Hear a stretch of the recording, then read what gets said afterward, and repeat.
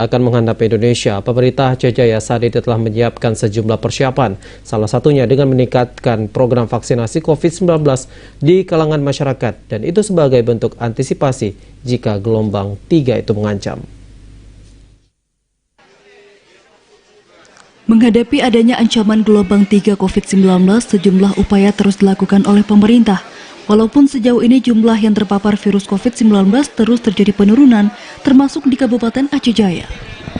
Meski angka penambahan kasus COVID-19 menurun, pemerintah mengingatkan agar tetap mematuhi berbagai peraturan pemerintah, seperti melakukan vaksinasi dan penerapan protokol kesehatan di dalam kehidupan sehari-hari.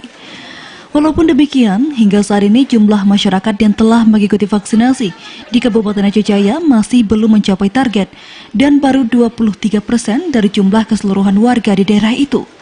Namun pemerintah setempat optimis target vaksinasi bisa terus meningkat karena saat ini berbagai pihak terus menggiatkan vaksinasi di masyarakat.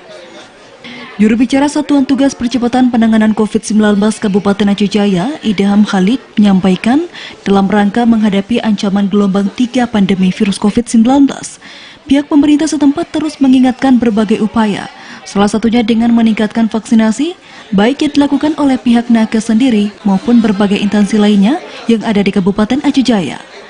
Pihaknya memastikan pencapaian vaksinasi terus meningkat dan akan mencapai 50%. Sehingga ancaman gelombang 3 COVID-19 bisa dihadapi. Asal saling peduli dan kerjasama dalam percepatan vaksinasi yang saat ini sedang dilaksanakan. Tugas Kabupaten Aceh Jaya bahwasanya untuk persiapan vaksin, jadi kita persiapkan vaksin sesuai dengan target. Yang pertama adalah kita akan mencapai 30% dalam akhir November ini.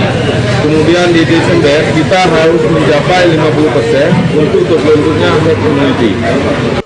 Dan sebagai upaya menghadapi ancaman gelombang 3 virus COVID-19, para warga diminta tetap mematuhi semua peraturan pemerintah yang telah ditetapkan, baik melakukan vaksinasi dan penerapan protokol kesehatan secara ketat. Dari Aceh Jaya, Musliadi, TVRI melaporkan.